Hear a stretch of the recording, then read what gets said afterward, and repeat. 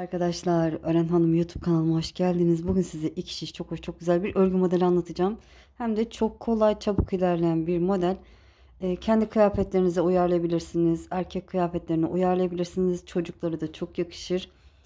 Bere atkı harika olur diye düşünüyorum. Bebek battaniyesi de muhteşem olur. Tavsiye ederim. Hem de dediğim gibi kolay bir model. İp olarak orta kanada örgü ipiyle öreceğim. Şiş olarak ise 3 numara, 3,5 numara ideal diye düşünüyorum. Evet, modelimiz ara desenli bir model. Her desen için 10 ilmek atarak başlayabilirsiniz. 10 ilmek ve katları artı 4 ilmek fazla atarsanız tam denk düşüyor. Başta ve sonda da kaç ilmek olmasını istiyorsanız o kadar fazla ilmek atarak başlayabilirsiniz. Şöyle ipimi kenara alayım. Ben 26 ilmek atacağım iki desen için. Evet, hazırsanız hadi bakalım başlayalım. Bismillahirrahmanirrahim. Evet, şişime 26 ilmek atıp döneceğim. Evet, 26 tane ilmeğimi attım. Burada iki ipimi birbirine bağlayayım, sorun çıkarmasın. Şöyle çevirdim. Modelime hemen başlamak istiyorum arkadaşlar. Modele hemen başlayacağım.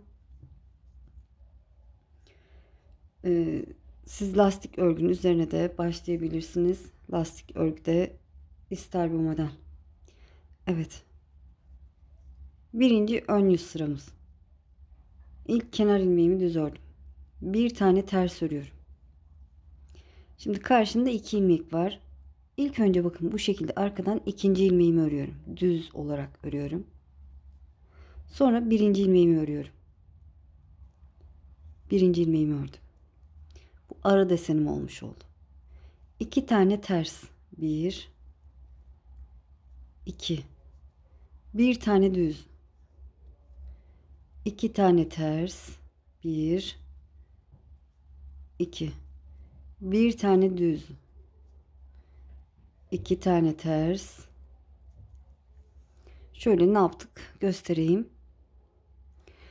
Kenar ilmekten sonra bir ters ördüm. Sıradaki 2 ilmeğin ilk önce ikincisini sonra birincisini düz olarak ördüm. 2 ters, bir düz, 2 ters, bir düz ve 2 ters ördüm. 2 tane düz ilmeğim var. Bunları sonra burgu yapacağız. Şimdi yine bu kenar ilmekten kenar deseninden yapacağım. O yüzden ilk önce ikinci ilmeğimi düz olarak örüyorum. Sonra birinci ilmeğimi örüyorum. Düz olarak ördüm ve bu iki ilmeğimi sol şişimden çıkardım. 2 tane ters. 1 2 bir tane düz. 2 tane ters. Bir tane düz. 2 tane tek düz ilmek yaptım. Gördüğünüz gibi sonrasında 2 ters. 2 tersten sonra karşında 2 ilmeğim var. İlk önce ikinciyi bu şekilde arkadan girip düz olarak örüyorum. Sonra birinciyi örüyorum. Şöyle şişimden çıkarmadan birinci ilmeğimi de ördüm. Ve birinci ilmeği ördükten sonra sol şişimden 2 ilmeğimi çıkardım. Bir ters. Son kenar ilmeğimi de düz örüp modelimin birinci sırasını tamamlamış oldum. Çevirdim. Arka yüzdeyim. İlk ilmeğimi örmeden aldım. Tersi ters, düzü düz öreceğim. Kenar ilmekten sonra düzüm var, düz örüyorum. 2 tane ters. 2 tane düz. Arkadan hep aynı şekilde örülecek. Bir ters, 2 düz. Bir ters, 2 düz. 2 tane ters. Gördüğüm gibi örüyorum. 2 düz var, 2 düz örüyorum. Bir ters, 2 düz. Bir ters, 2 düz.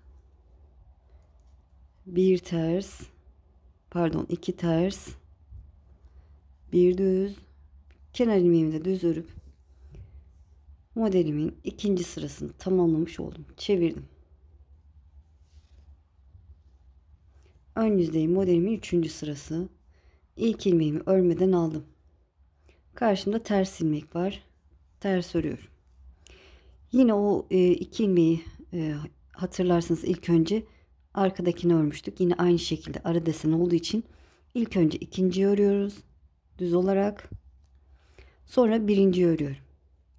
Ve bu iki ilmeği sol şişimden çıkartıyorum. 2 ters, bir düz. Diğerlerini aynı şekilde örüyorum. 2 ters, bir düz. 2 ters. Ara desenime geldim. Ara desenim için ilk önce ikinci ilmeğimi düz olarak örüyorum. Sonra birinci ilmeğimi düz olarak ördüm. Bu iki ilmeği sol şişimden çıkartıyorum. 2 ters, bir düz. 2 ters, bir düz. 2 ters. Yine ara desenim için karşımda 2 ilmek var. İlk önce ikinciyi düz örüyorum. Sonra birinciyi örüyorum. Bir ters.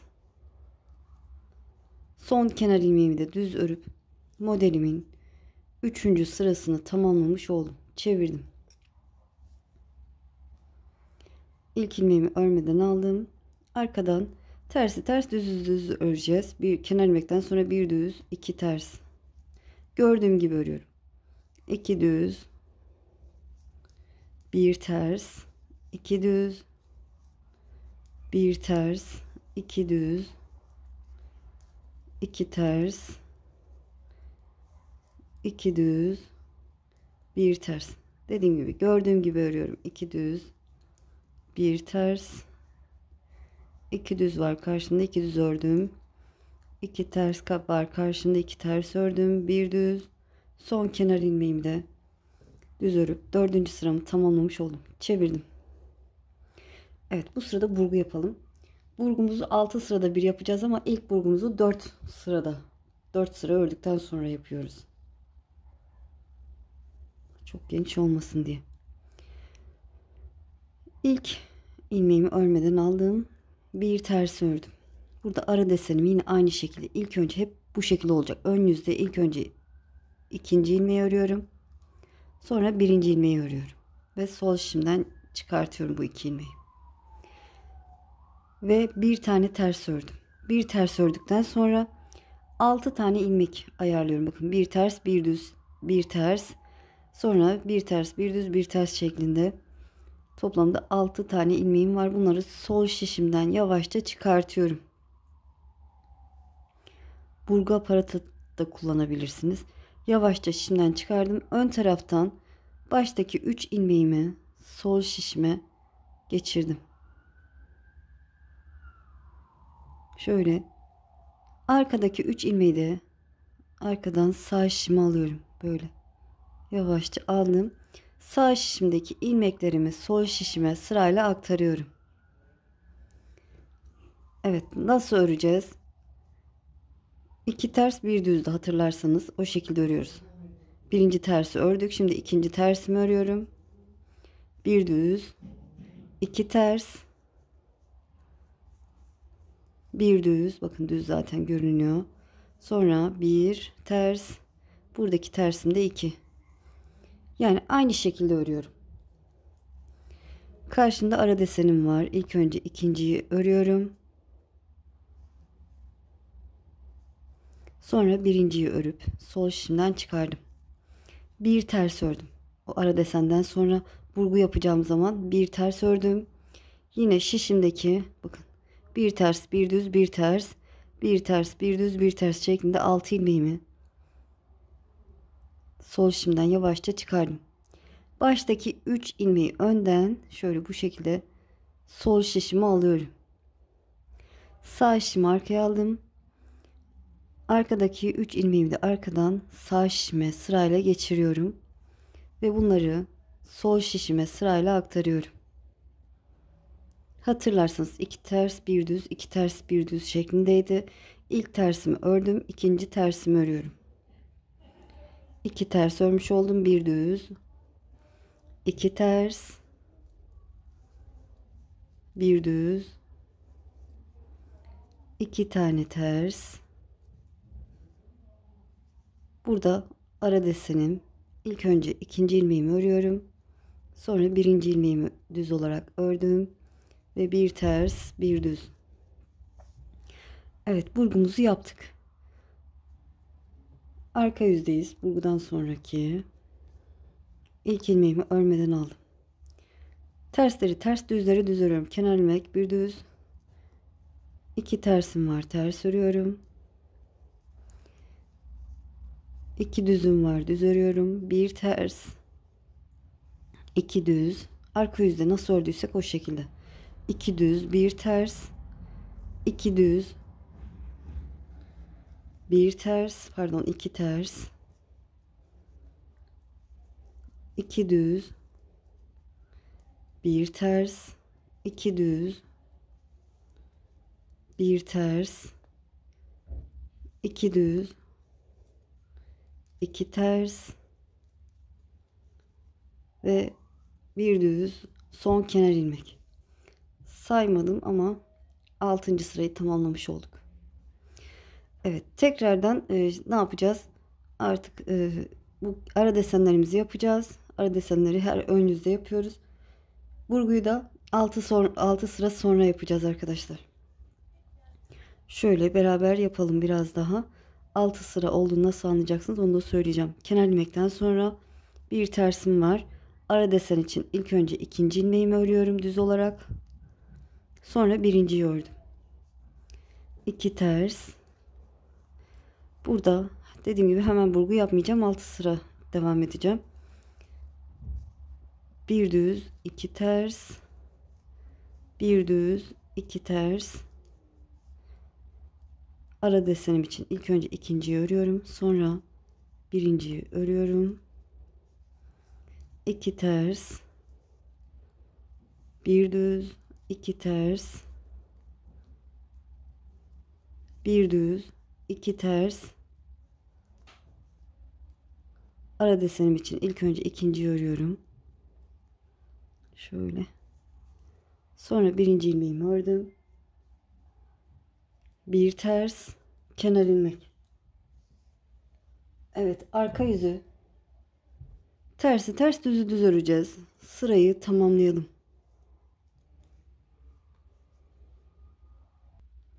Evet, ön yüze geçtim. İlk ilmeğimi örmeden aldım. Bir ters. Yine ikinci ilmeğimi örüyorum. Önce. Sonra birinci ilmeğimi örüyorum. 2 ters. Bir düz. 2 ters. Bir düz. 2 ters. İlk önce ikinci ilmeğimi örüyorum. Sonra birinci ilmeğimi örüyorum. Sol işimden çıkardım. 2 ters. Bir düz. 2 ters. Bir düz. 2 ters. Evet, ara desenim için ilk önce ikinciyi örüyorum. Sonra birinciyi örüyorum. Bir ters, kenar ilmek. Evet, çevirdim. Arka yüzü yine aynı şekilde örüp tamamlayalım. Evet, arka yüz sırasını tamamladım. Ön yüzdeyim. Burgu zamanı. Burgu zamanı olduğunu nasıl anlayacağız? Bakın şöyle beraber. Şu burgu yaptığımız sırada gördüğünüz gibi boşluk oluşuyor. Şöyle şişinizle ayırıp görebilirsiniz. Bu burgu sırasından sonraki bu ters sıralarını sayıyorum. Bakın 1, 2, 3, 4, 5, 6 sıra olmuş. Oradan anlıyorum ki burgu yapacağım. Evet, tekrar gösteriyorum. Şöyle bakın, böyle esnetiyorum. Burada bir boşluk oluşuyor. Burgu sırasındaki boşluk. Ondan sonraki ters sıralarını sayıyorum. 1, 2, 3, 4, 5, 6. Bu şekilde anlayabilirsiniz. 8 sırada bir de burgu yapabilirsiniz. Daha geniş olsun istiyorsanız size kalmış. Evet, ilk ilmeğimi örmeden aldım. Bir ters. Burguyu tekrar göstereceğim. Evet, kenar ilmek için ilk önce ikinciyi, sonra birinciyi örüyorum.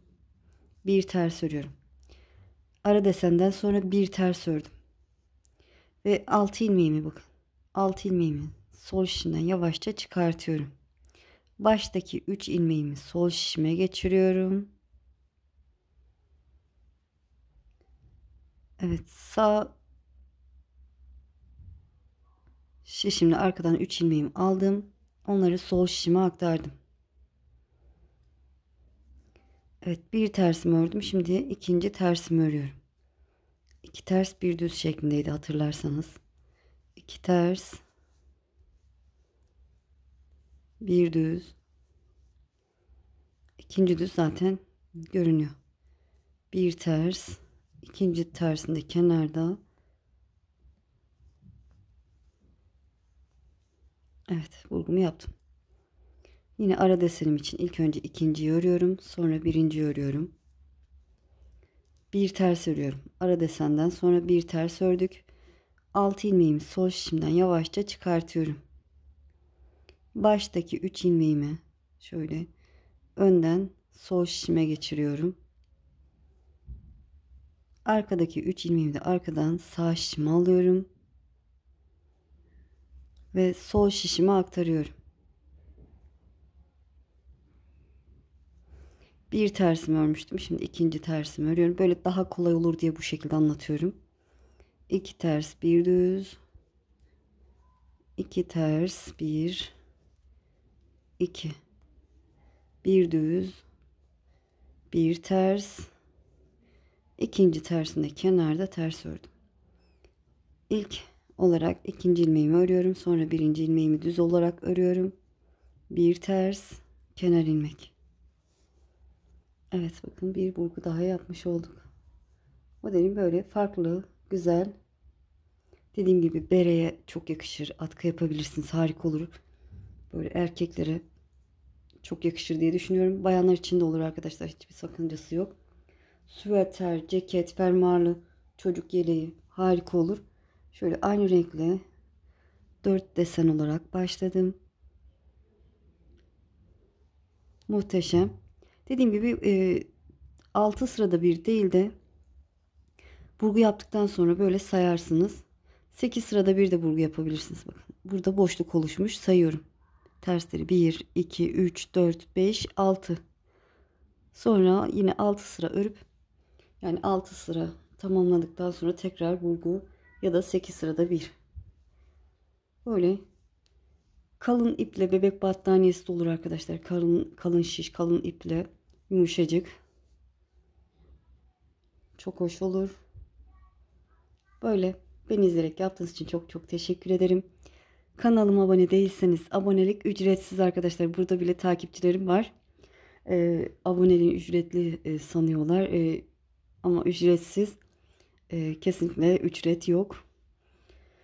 Böyle yani gönül rahatlığıyla abone olabilirsiniz. Beni takip edebilirsiniz.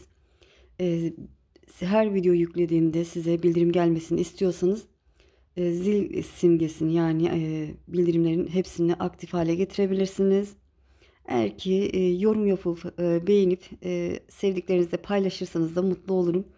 Daha çok kişiye ulaşmasını sağlamış olursunuz. Bu tür modellerinde daha fazla gelmesini istiyorsanız yorum kısmına istiyorum yazmanız yeterli. Şimdi değil de ileride örmek istiyorsanız da kaydet butonuna basın. Daha sonra kaydettiğiniz videolar arasında bulabilirsiniz. Sizi çok seviyorum. Kendinize iyi bakın. Allah'a emanet olun. Hoşça kalın.